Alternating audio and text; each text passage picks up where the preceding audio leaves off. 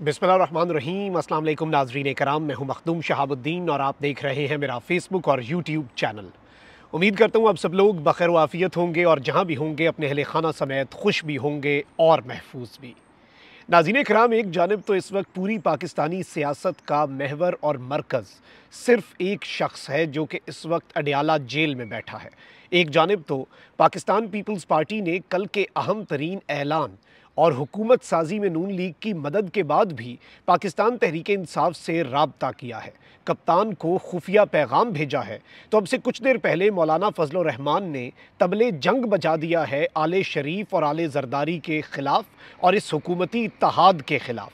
Establishment पर भी मौलाना साहब ने चढ़ाई कर दी है और पहली मरतबा पाकिस्तान तहरीक इंसाफ को मौलाना फजल रहमान साहब ने एक मिस कॉल दी है। ये मिस कॉल क्यों है और इसका मकसद क्या है, इस वक्त किस तरह से जो इवेंट्स हैं वो अनफोल्ड हो रहे हैं और गुत्थियां सुलझ भी रही हैं और उलझ भी रही हैं, मैं पूरा मंजरनामा आपके सामने क्लियर करने की कोशिश करता हूं। क्योंकि एक जानिब तो इमरान खान ने भी एक लंबा छक्का लगाने का फैसला कर लिया है और इस हवाले से इमरान रियाज ने एक बड़ी खबर ब्रेक की है, उसके हवाले से डिटेल्स जो हैं वो भी आपके सामने रखनी है। जबकि इस वक्त ऑन ग्राउंड सूरत हाल को अगर देखा जाए और मुल्की हालात को हम अगर ऑब्जर्व करें तो बहुत कुछ हमारे सामने क्लियर होता जा रहा है और अभाम जो है वो दूर होता जा रहा है, पोजीशनिंग जो है वो वाज़े होती जा रही है। लेकिन जो गुज़श्ता पीडीएम 1.0 थी उसका सबसे बड़ा बेनिफिशरी और उस पीडीएम की सरबराही जिस शख्स के पास थी, आज वो ना सिर्फ पीडीएम 2.0 के कैंप में नहीं है बल्कि पीडीएम 2.0 जो है उसके खिलाफ ऐलान बगावत भी कर चुका है। तो इस वक्त सूरत हाल ये है कि इस गंद के टोकरे को कोई और उठाने के लिए तैयार नहीं है सिवाय आले शरीफ के। जरदारी और बिलावल जो हैं वो भी इस वक्त यही चाह रहे हैं कि चलें ठीक है, हम हुकूमत साजी करवा देते हैं क्योंकि कहीं और से हुक्म है। ये आले शरीफ की मोहब्बत नहीं है, ये मुल्क का वसी तर मफाद नहीं है, ये पाकिस्तान खप्पे भी नहीं है। क्योंकि पाकिस्तान चाहिए इस तरह से नहीं चाहिए कि आप मैंडेट चोरी करें। आप मैंडेट भी चोरी कर रहे हैं और फिर आपके अंदर इतनी हिम्मत है, आप कह रहे हैं कि जी हम पाकिस्तान के मफाद में ये सब कुछ कर रहे हैं। This is not the reality. हकीकत जो है वो इसके बहुत ज़्यादा बरक्स है, क्योंकि ये कहीं और से हुक्म है लेकिन वो ये वज़न उठाने के लिए तैयार नहीं है। वो इस डूबती हुई कश्ती में सिर्फ नून लीग को सवार कर रहे हैं।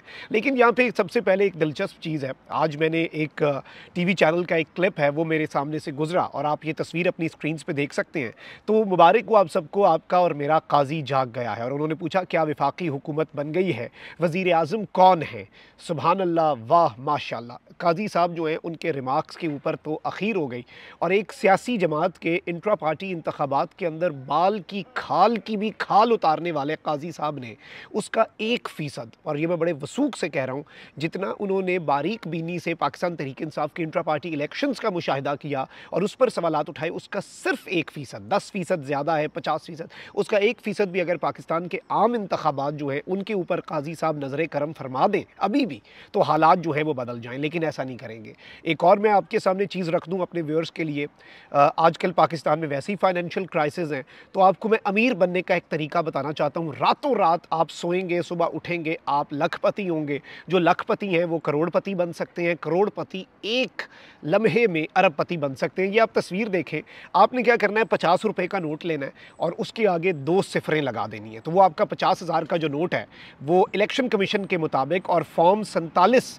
की जो थ्योरी है उसके मुताबिक, कि फॉर्म 45 में जो भी है का हाथ से ऊपर फॉर्म 47 में जो मर्जी लिख दो, उस थ्योरी के मुताबिक आपका 50 का नोट जो है वो 5,000 का हो जाएगा। आप ये काम 10 रुपए वाले नोट के साथ भी कर सकते हैं, उसे 1000 बना सकते हैं, और आप ये काम 1000 वाले नोट के साथ भी कर सकते हैं और 1000 वाला नोट लाख बन जाएगा डायरेक्ट आपका। आपने सिर्फ आगे 2 सिफर जो हैं वो लगा देने हैं, इससे ज़्यादा आपने कुछ नहीं करना। और अगर कोई इसके ऊपर एतराज़ करे, इलेक्शन कमीशन के पास ले जाएं। आप कहें कि जी जिस थ्योरी के मुताबिक फॉर्म 45 से फॉर्म 47 में जो वारदात डली वो ही हमने यहाँ पे वारदात डाली है, और अगर वो इस मुल्क के अंदर काबिल कबूल है, अवाम के मैंडेट पर इस तर्ज से डाका कबूल है, तो अवाम की भी ये चीज़ आप कबूल कर लें। मतलब ये एक डेमोस्ट्रेशन थी जो मैंने आपके सामने रखनी थी। जबकि पाकिस्तान तहरीक इंसाफ जो है वो इस वक्त किसी भी तरह से इन्हें इतनी आसानी से इस सारे मामले के अंदर जाने नहीं दे रही, और पाकिस्तान तहरीक इंसाफ जो है वो इस सब में इन्हें इनका पीछा करेगी, लीगल बैटल। और मैं ये बार बार बात करता हूँ, इलेक्शन कमीशन का दरवाज़ा खटखटाएं, हाई कोर्ट्स तक जाएं एंड सुप्रीम कोर्ट तक जाएं, ताकि होना कुछ भी नहीं है लेकिन कल को ये ना कहें कि जी आपने रेलिवेंट फोरम से रब्ता नहीं किया। अब पीटीआई ने इलेक्शन कमीशन ऑफ पाकिस्तान के अंदर एक पटिशन फाइल की है और ये क्लेम किया है कि 95% of the seats in Karachi वो पाकिस्तान तहरीक इंसाफ की थी जो कि किसी और को जिता दी गई। अब एक जानिब तो ये डिटेल्स हैं, वहीं दूसरी तरफ मैं आपके सामने कुछ और डेवलपमेंट्स रख देता हूँ। और इस वक्त जो मखसूस नशिस्तों का मामला है वो भी फंसा हुआ है, क्योंकि अब इन्हीं दिनों के अंदर होना है। इंतखाबात 2024 में इलेक्शन कमीशन के जारी करदा कौमी और सूबाई असम्बली के नताइज के मुताबिक किस जमात को ख़वातीन की कितनी मखसूस नशिस्तें मिलेंगी, इस हवाले से आम तरीन तफसीलात सामने आई हैं। मुस्लिम लीग नून को कौमी असम्बली की ख़वातीन की 36 मखसूस नशिस्तों में से कम अज़ कम 17, पीपल्स पार्टी को 3, मुस्लिम लीग काफ को 1 नशिस्त मिलेगी, जबकि 15 नशिस्तें आज़ाद उम्मीदवारों पर मुश्तमिल पैनल के हिस्से में आएंगी, जिसका हतमी नतीजा और हतमी फैसला जो है वो आज़ाद उम्मीदवार, इलेक्शन कमीशन और अदालतें करेंगी कि आज़ाद उम्मीदवार जो है उन्हें इसमें कोटा मिलता है कि नहीं। पंजाब असम्बली की ख़वातीन की 28 टोटल मखसूस नशिस्तें हैं जो कि मुस्लिम लीग नवाज़ को मिलेंगी, पीपल्स पार्टी और मुस्लिम लीग काफ के हिस्से में 3-3 नशिस्तें आएंगी, जबकि 26 ऐसी नशिस्तें हैं जिन पर जो फैसला है वो आज़ाद उम्मीदवारों की मर्ज़ी पर, और उसमें फिर ये क्या लिटिगेशन डलती है, इलेक्शन कमीशन का क्या किरदार रहता है, उस पर डिपेंडेंट होगा। अब एक तरफ तो ये सब कुछ है, वहीं दूसरी तरफ मैंने आपको कल ये खबर दी थी कि परसों रात आसिफ अली जरदारी साहब और पीपल्स पार्टी पाकिस्तान तहरीक इंसाफ के साथ रब्ता करने की कोशिश कर रहे हैं और पीटीआई के साथ ये बेसिकली पीटीआई को मिस कॉल्स दे रहे हैं, पीटीआई को अपने साथ लाने की कोशिश कर रहे हैं। इत्तेहाद खान साहब ने झंडी करा दी, लेकिन कल जो पीपल्स पार्टी की सेंट्रल एग्जीक्यूटिव कमेटी की प्रेस कॉन्फ्रेंस हुई और उसके बाद आसिफ अली जरदारी ने जो सारे टोले के साथ एक प्रेस कॉन्फ्रेंस की, उसके बावजूद भी ये रात के भी पाकिस्तान तहरीक इंसाफ के साथ रब्ता करते रहे हैं। और मैंने आपके सामने बहुत पहले ही खबर दे दी थी कि ये आइस ब्रेक करने के लिए बैरिस्टर गौर, चूंकि खुद भी पहले पीपल्स पार्टी का हिस्सा रह चुके हैं, जरदारी साहब ने एक मुश्तरका दोस्त के जरिए बैरिस्टर गौर को इंतखाबात में क्लियर मेजॉरिटी लेने पर मुबारकबाद भी भेजी और ये बहुत सी कोशिशें कर रहे हैं। और अभी भी आले शरीफ और नवाज शरीफ जो हैं उन्हें ये डिच कराने के लिए तैयार हैं। खान का हल्का सा इशारा और पीपल्स पार्टी का यही नारा है कि हाजिर हाजिर लहू हमारा, वो वाला हिसाब है कि पीपल्स पार्टी इस वक्त मुकम्मल तौर पर तैयार बैठी है। पाकिस्तान तहरीक इंसाफ के रहनुमा जी शेर अफजल मरवत साहब, उन्होंने दावा किया है कि साबिक सदर आसिफ अली जरदारी कल रात भी पीटीआई से रब्ता करने की कोशिश करते रहे। शेर अफजल मरवत ने मीडिया से गुफ्तगू करते हुए दावा किया कि आसिफ अली जरदारी कल रात 11 बजे तक मुझसे रब्ता करते रहे। इन राब्तों पर दस्तयाब क़यादत अलीमा खान, शहरयार आफरीदी, शानदाना गुलजार, हमने बैठकर डिस्कशन की। शेर अफजल मरवत के मुताबिक पीपल्स पार्टी ने इंदिया दिया कि जो आपकी सीटें हैं ड्यू प्रोसेस ऑफ लॉ से वापस ले लें, हम एतराज़ नहीं करेंगे।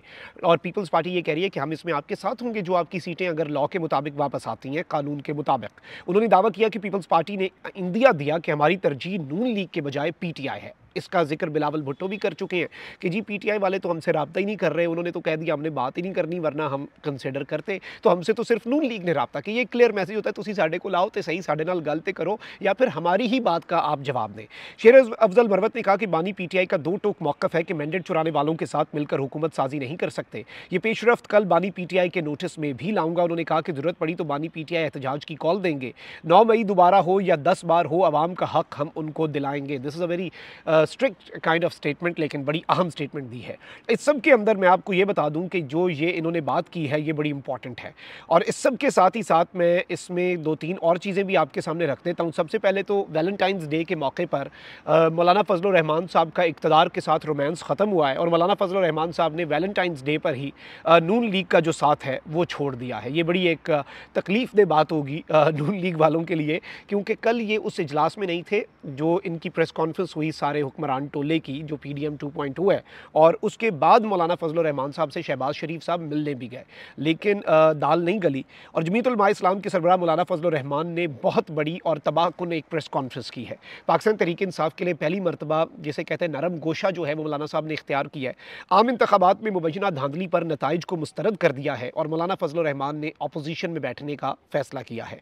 इस्लामाबाद में JUI की मरकजी मजलिस आमला के इजलास के बाद प्रेस कॉन्फ्रेंस करते हुए सरबराह JUI मौलाना फजल रहमान ने कहा कि हमारी मजलिस आमला ने इंतखाबी नताइज को मुस्तरद किया। इंतखाबी धांधली ने 2018 की इंतखाबी धांधली का रिकॉर्ड भी तोड़ डाला है। इलेक्शन कमीशन के शफाफ इंतखाबात के बयान को मुकम्मल यकसर मुस्तरद करते हैं। मौलाना फजल रहमान ने कहा कि पार्लियामेंट ने अपनी अहमियत खो दी है, लगता है फैसले ऐवान में नहीं मैदान में होंगे। पार्लियामेंट में शिरकत एहतजाज के साथ होगी, JUI पार्लिमानी किरदार अदा करेगी, लेकिन असम्बलियों में शिरकत तहफ़्फ़ुज़ात के साथ होगी। सरबराह JUI ने कहा कि 25 फरवरी को बलोचिस्तान में सूबाई जनरल काउंसिल से मीटिंग करेंगे। 27 फरवरी को खैबर पख्तूनख्वा में सूबाई जनरल काउंसिल से मीटिंग होगी, 3 मार्च कराची और 5 मार्च को लाहौर में भी मीटिंग करेंगे। हमारी मरकज़ी मजलिस आमला ने मजलिस अमूमी से फैसले करने की सिफारिश की है। मजलिस अमूमी फैसला करेगी कि पार्लियामेंट में बैठें या ना बैठें, यानी कि इनके जो बाकी सारे मेंबर्स हैं वो फैसला करेंगे। मौलाना फजलुर रहमान ने कहा कि जी JUI को धांधली के जरिए शिकस्त से दो चार किया गया। हमारा जुर्म यह है कि अमेरिका और मगरबी दुनिया के लिए JUI काबिल कबूल नहीं। हम पीपल्स पार्टी या नून लीग किसी के ताबेदार नहीं, किसी पार्टी के इत्तेहादी नहीं। पार्लियामेंट में तहफ़्फ़ुज़ात के साथ जाएंगे। हम पर जो गुजरी है हम इलाकों में नहीं जा सकते थे, हमारी कोई बात नहीं सुनी गई, हम भी अब किसी की बात नहीं सुनेंगे। उन्होंने कहा कि हम यकदम मैदान में नहीं आए, हमने तैयारी की है। असम्बलियों और इंतखाबी नताइज से मुतल्लिक़ हमारा मौक़िफ़ वाज़े तौर पर आ गया है। मुस्लिम लीग नून को दावत देता हूँ कि आए, हम अपोजिशन में बैठते हैं। इलेक्शन कमीशन का किरदार मशकूक रहा है। इलेक्शन कमीशन हमारे उम्मीदवारों को नोटिस दिए बगैर दरखास्तें खारिज कर रहा है। अब ये जो सारी बातें मौलाना फजलुर रहमान साहब ने कह दी हैं, नून लीग जो धांधली की बेनिफिशरी है उसे बस इन्होंने, जिसे कहते हैं कि बस वो कार्रवाई के लिए ही कहा है कि दावत देते हैं, वो तो इक़्तिदार पर काबिज़ होने के लिए तैयार बैठे हैं। इन्होंने कहा कि हमारे PTI से इख्तलाफात रहे हैं, ऐवान सबका होता है, हमें उनके जिस्मों से कोई मसला नहीं, हमें उनके दिमागों से मसला है, वो ठीक हो जाएंगे। अगर कोई समझता है कि धांधली हुई तो साथ आ जाए, अगर कोई समझता है कि धांधली नहीं हुई तो वो बैठ जाए और अय्याशी करे। यानी कह रहे हैं कि PTI वालों की हमें एग्जिस्टेंस से कोई मसला नहीं, हमें तो जहनी और एक नज़रियाती इख्तलाफ था, वो तो वैसे भी ठीक हो जाता है, चीज़ें आगे पीछे हो जाती हैं। मौलाना फजलुर रहमान ने मज़ीद कहा कि हमारा जुर्म यह है कि अमेरिका और मगरबी दुनिया के लिए JUI काबिल कबूल नहीं। खान साहब वाला नारा, बैनुल अक़वामी मसाइल पर किसी समझौते का शिकार नहीं होंगे, ये भी वही बात। कारकुन तहरीक के लिए तैयार हैं, बाज़ को पैसों के बदले पूरी की पूरी असम्बलियाँ अता की गई, और ये सारी की सारी चीज़ें इन्होंने कही हैं। और मैं आपको यहाँ पर यह भी बता दूँ कि इन्होंने इवन जो पेशावर में बात की, एक इन जगहों की 2-3 की, वहाँ पे PTI के कैंडिडेट्स को हराया गया, उसके ऊपर भी इन्होंने बात की। और फिर इन्होंने एस्टैब्लिशमेंट पर चढ़ाई की है कि फ़ौज का 9 मई का बयानिया जो है वो बाज़ाब्ता तौर पर, बाकायदा तौर पर दफन हो गया है। एस्टैब्लिशमेंट का बयानिया इन इंतखाबात के बाद अवाम ने रिजेक्ट कर दिया है। Now this is a very clear message. अब यहाँ पर मैं आपको ये बता दूँ कि इस वक्त मैंने आपको पहले ही बता दिया था कि कुछ नाम हैं जो ज़ेरे गर्दिश हैं और कुछ नाम हैं जो चल रहे हैं इस वक्त, जिनके ऊपर बहस चल रही है, बहस व मुबाहिसा चल रहा है अपोजिशन लीडर के लिए कौमी असम्बली में। अब इमरान खान की बहन जो है अलीमा खान, उन्होंने कौमी असम्बली में अपोजिशन लीडर के लिए शेर अफजल मरवत का नाम तजवीज़ कर दिया है। शेर अफजल मरवत को अपोजिशन लीडर की दौड़ में सबसे पसंदीदा करार दिया जा रहा है, और इमरान खान साहब की हमशीरा ने भी इनका नाम ये दिया है। और इसके अलावा अपोजिशन लीडर के लिए दीगर 2 नामों के ऊपर भी गौर किया जा रहा है। और even there is a chance कि बैरिस्टर गौहर जो हैं, अब ये बड़ा पोल्स अपार्ट है, बैरिस्टर गौहर और शेर अफजल मरवत, मफाहमत और जारहाना पॉलिसी। KP में खान साहब ने अपनी पोजीशन वाज़े कर दी कि वो जारहाना अंदाज में ही सियासत करेंगे और कोई कॉम्प्रोमाइज़, कोई मफाहमत और इन चीज़ों पर नहीं आएंगे, जो कि अली अमीन गंडापुर साहब की उससे बड़ा वाज़े है, उनकी appointment as the chief minister of KP। अब जो शेर अफजल मरवत की अगर आती है, और इसमें इमरान रियाज़ खान जो है, उन्होंने भी यही क्लेम किया, मैंने ये खबर आपको दी थी कि शेर अफजल मरवत कंसिडर हो रहे हैं। उन्होंने भी कहा है कि शेर अफजल मरवत के इस वक्त बहुत ज़्यादा चांसेस हैं कि वो यहाँ पर पूरी की पूरी सूरत हाल में ये जीतें। अब ये जो सब कुछ हो रहा है, ये किस तरह से हो रहा है, ये क्या रुख इख्तियार करेगा, ये तो आने वाला वक्त बताएगा। लेकिन अभी तक की ये डेवलपमेंट्स हैं, और पीपल्स पार्टी भी मिस कॉल्स दे रही है रात गए तक, और इस सब के अंदर पीपल्स पार्टी भी ये सब कुछ कर रही है, और बाकी भी आपके सामने है कि किस तरह के हालात बने हुए हैं। कमेंट सेक्शन में राय का इजहार ज़रूर करें। अपना बहुत ख्याल रखिए। अल्लाह निगहबान। पाकिस्तान जिंदाबाद।